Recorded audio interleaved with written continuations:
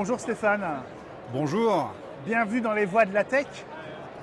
Ça fait un plaisir, Benjamin, de te revoir après toutes ces années au CES. C'est vrai, alors on vous avait connu ici au CES il y a 2 ou 3 ans avec ce masque qui faisait qu'on pouvait passer des coups de fil Bien sûr. sans être entendu par son voisin d'à côté. Absolument. Qu'est-ce que vous présentez au CES 2025? Maintenant, on est sorti du Covid, donc on a travaillé avec l'AI. Et l'AI a fait de progrès immenses ces dernières années en termes de batterie, de capacité, de calcul. Ce qui fait qu'on est capable, sur un produit comme celui-là, aujourd'hui, comme vous voyez, vous avez une petite batterie et un calculateur qui vous permettent de récupérer votre voix en parlant sous le bruit du train ou de l'avion. C'est pour ça que le produit s'appelle SkyTed Headset ou casque 320. 320 comme Airbus 320 ou le 320, c'est la vitesse du TGV. Donc quand il y a 70 décibels, je vais parler à voix basse et en fait on ne va pas m'entendre, mais par contre mon interlocuteur va m'entendre à 100%. Alors pour ceux qui n'ont pas l'image, est-ce qu'on peut décrire le produit? Bien sûr. Donc c'est un appareil très simple qui va se plier, sur lequel vous avez 2 petites oreillettes qui vont que vous allez vous mettre dans l'oreille et qui vont permettre, avec ici une perchette qui est très longue, qui est spéciale avec des micros, qui vont récupérer votre voix même à 20 décibels. C'est pour ça qu'aujourd'hui on est sous la marque médicale qui s'appelle iPhonia et qui va vous permettre en fait de faire un appel, même si vous parlez à 20-30 décibels dans un environnement très bruyant, de récupérer de votre voix, d'enlever le bruit de fond, de faire ce qu'on appelle le voice booster et de faire un appel directement à votre interlocuteur qui sera parfait et qui va vous permettre d'appeler dans n'importe quelle circonstance. Est-ce qu'on peut faire un essai comme ça à distance? Ouais, bien sûr. Alors, Est-ce que le fil est assez long du casque? ouais, il est assez long. Moi, je peux te le passer si tu veux. Allez, super. Alors je mets un casque. Explique-moi le dispositif là. Là, en fait, je vais parler à voix basse. Donc, en fait, l'interlocuteur va donc là, j'ai les interlocuteurs. Toi, tu m'entends. Ouais. Tu m'entends très très bien, mais le voisin ne m'entend pas du tout. Voilà, tout simplement parce que ma voix ne va pas dépasser en fait le seuil de mes épaules. Donc ça va me permettre de faire un appel silencieux et sécurisé dans le TGV. Et dans le TGV, je vais être capable de parler sans déranger mon voisin. Voilà. C'est aussi simple que ça. Alors comment ça fonctionne sans trop donner de secrets? Bien sûr, non, c'est très simple. On va utiliser ce qu'on appelle l'AI, donc l'intelligence artificielle, pour récupérer une voix qui est très très basse. Donc, on va parler à 50 décibels dans un environnement très bruyant. On va enlever le bruit de fond, d'accord? Et on va ce qu'on appelle augmenter le son pour l'envoyer dans un Teams ou un Zoom pour qu'il passe tout le denoiser du produit. Donc en fait, on a 3 étapes cruciales qui sont traitées par AI, qui sont brevetées et qui fait qu'on est les seuls aujourd'hui à faire un appareil silencieux qui permet de faire des appels silencieux dans n'importe quel endroit bruyant. Alors, tu parles de décibels, on a tous la notion de décibels, mais ça correspond à quoi? À quel niveau concrètement est-ce qu'on peut parler tout en restant intelligible, audible par ceux qui sont au bout du fil? Bien sûr, quand on parle à 50 décibels dans un train, par exemple, le son ne dépasse pas les épaules. Nous, c'est notre cahier des charges. C'est-à-dire que ma bulle de son reste sur mon siège. C'est-à-dire qu'on peut être 40 dans un TGV à faire un call en même temps sans se déranger les uns les autres. Mais dans le train, un voisin qui passe un coup de fil en chuchotant, c'est insupportable aussi. Non, parce que tu ne l'entends pas, il est caché par le bruit du son. En fait, on fait des tests, nous, très souvent dans le TGV. Un TGV, c'est 68 décibels, un avion, soit 76. Quand on parle à 50, en fait, le son s'arrête à quelques centimètres de la bouche. Ce qui fait qu'on pourrait être, et c'était mon cahier des charges, quand moi j'ai quitté Airbus, c'est comme en 300 passagers, il faut un appel en même temps dans un avion. Et je suis resté sur cette problématique. Maintenant, j'utilise l'AI à la place du masque. Mais l'idée de fond, c'est vraiment d'utiliser cette puissance de calcul pour permettre de récupérer quelqu'un qui va parler à 20 décibels dans un environnement très très bruyant et d'être capable d'envoyer à son interlocuteur juste la voix, rien que la voix. Comment on sait quand on prend en main le produit Alors, à quel niveau il faut parler pour que ce soit pas gênant pour les voisins? On fait un test en et que fait. ça fonctionne. Il y a ce qu'on appelle les boucles psychoacoustiques. Donc on va vous faire un entraînement, on va vous mettre le son très fort et vous allez apprendre tout doucement à réduire votre voix puisque vous avez un retour sur l'oreille. Ça, c'est le premier point. Deuxième point, c'est une option qui va sortir là, dans les mois qui viennent, qui va être en fait la bulle de son. Ça, c'est un système qu'on a breveté, où sur votre app, vous allez avoir en fait à combien vous êtes intelligible et perceptible.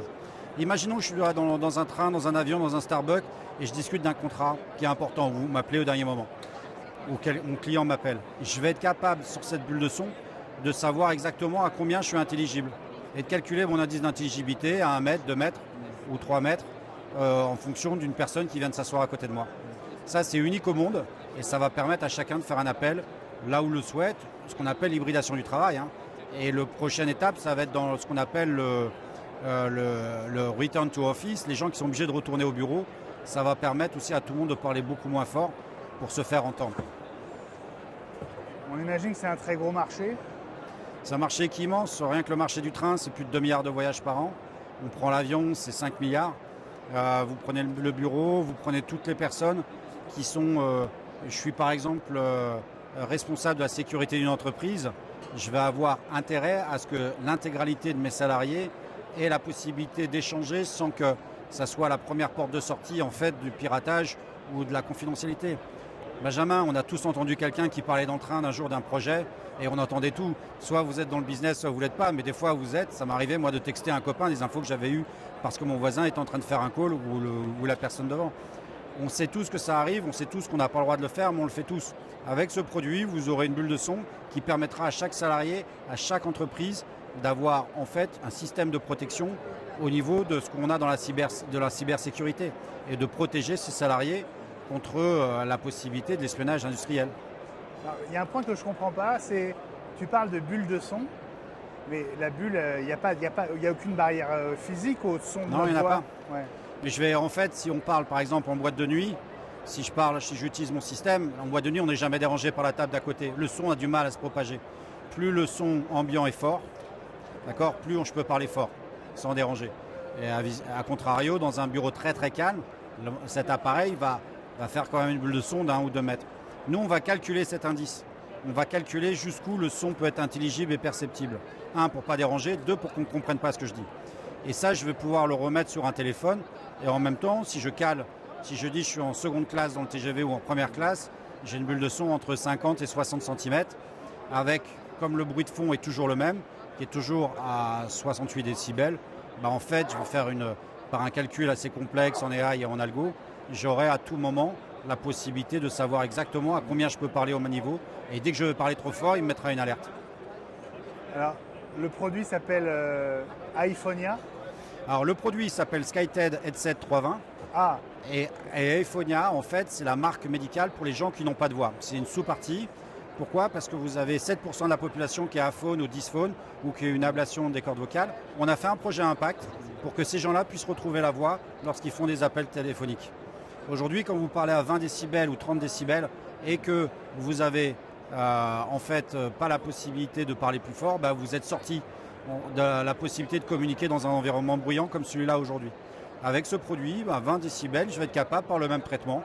Donc là, c'est pas que je vais obliger les gens à parler moins fort, mais les gens ne pourront pas parler plus fort. Je vais être capable de retraiter leur voix et de leur permettre d'avoir de nouveau un accès à tous les moyens digitaux qu'on a aujourd'hui. On ne peut pas vivre sans téléphone.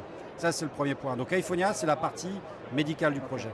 Et aujourd'hui, SkyTed, c'est à la fois les bureaux, c'est le train, ça peut être l'armée, ça peut être bien sûr la partie médicale qui est iPhonia. Le projet, il s'appelle SkyTed Headset 320, 320 pour les raisons que j'ai expliquées tout à l'heure.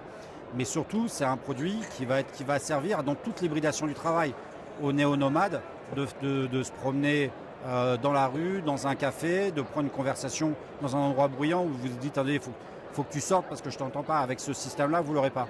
Vous pouvez le faire dans un bar à 80 décibels sans aucun problème.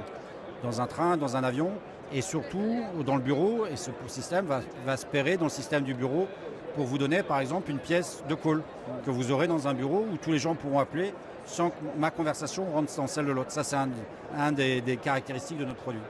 Donc Headset 320, la sortie, c'est pour quand ? C'est pour le mois de mars, on est en train de lancer la production. Et le 320, il sera prêt pour le printemps. Et surtout, il viendra, donc il est disponible aujourd'hui sur skyted.io pour les précommandes.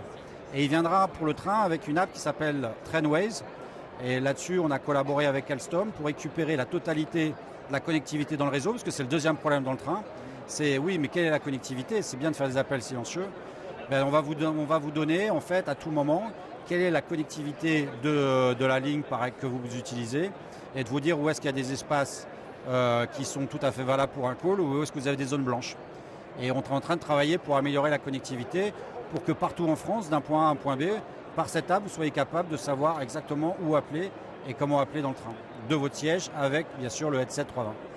Oui, parce que la connexion Wi-Fi ou 5G dans un train, c'est pas encore elle n'a jamais été optimal, optimisée par la voie parce que les gens ne peuvent pas appeler. Maintenant, SkyTed ouvre le marché du train, mais au niveau mondial.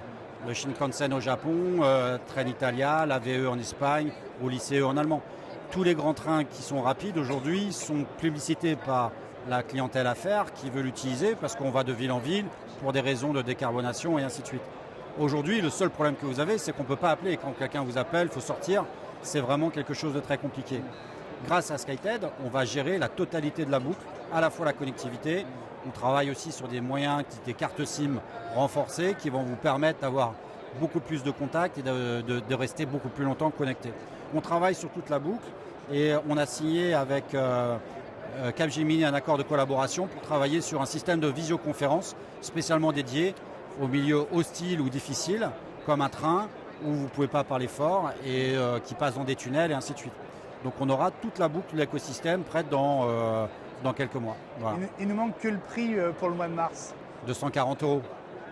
Voilà, il est disponible et on cherche donc des partenaires, bien sûr, distributeurs qui pourront nous aider sur ce projet, mais aussi travailler à l'étranger, donc bien sûr en collaboration avec les grands opérateurs de train partout. Et puis aussi on a un projet Impact pour les gens qui sont en voice impaired. Ça sera le même prix, ce sera 240 € pour tous ceux qui ont un problème de voix et qui ne peuvent pas parler dans un milieu ouvert. Et là, ce sera iPhonia. Ça sera iPhonia et c'est un projet Impact et on fera un projet pour aider les gens. Et puis enfin, on est aussi en recherche d'investisseurs. Donc on ouvre là un cycle d'investisseurs pendant les prochains mois, sachant qu'on est une société de recherche et donc on a beaucoup d'avantages fiscaux à venir investir dans SkyTed. Un mot, Stéphane, sur l'effet CES. Ça avait été énorme en ce qui concerne le masque. Ouais. Avec le recul de ces 2-3 ans. Exceptionnel. Ça vous fait quoi de revenir ici déjà? On vient toujours avec l'équipe avec grand plaisir. C'est le premier salon de l'année. On revient en France, on a vu plus de 2000 personnes. C'est génial parce que la France et l'Europe se réveillent un peu après les fêtes. C'est l'occasion de rencontrer toute la tech mondiale, que ce soit japonais, coréen et qu'on ne retrouve pas forcément dans d'autres salons. C'est le salon qui donne le là sur l'évolution technologique et qui nous permet à nous de trouver des distributeurs dans tous les pays. Donc c'est le salon où il faut être. Merci Stéphane d'avoir été l'une de nos voix de la tech de cette semaine spéciale ici au CES 2025 à Vegas. Merci Benjamin et à très bientôt.